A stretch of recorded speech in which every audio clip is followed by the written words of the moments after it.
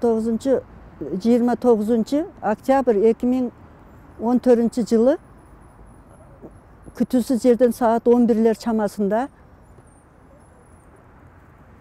райондо файшик эмес эле 50-60 адамды чогулткан Жапарова Айым бүбү, Даминов Дөйлат, Даминов Сырач, Даминов Дөйлаттын атасы Даминов Сырач, Даминов Сырачтын үкасы, ана Мусаев Эмил баштаган тууган уруктары менен келип, Аксуу, Көксүү, Кадамжай районуна караштуу Керек-жарак коомуна караштуу, Кадамжай районунун Керек-жарак коомуна караштуу Аксуу, Көксүү универмагын басып алышты.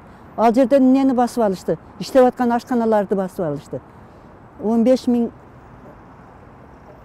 сомдук каражат күйүп кетти. Төгүп ташады, ачып төгүп ташады. Биздин 3,5 миллионго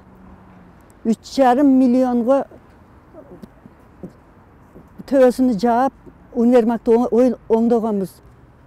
Оңдоп, бар жокту краскалап, актап, даяр помещенияны, даяр стол, стулья, оборудованияларды басып алып кирип алышты.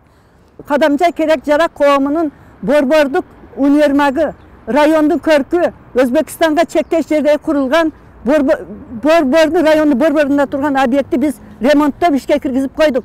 Буну соттолуп жүргөн Жапарова келип басып алды, бетаныш адамдар менен. Эч кандай пайшиктер жок алардын катарында.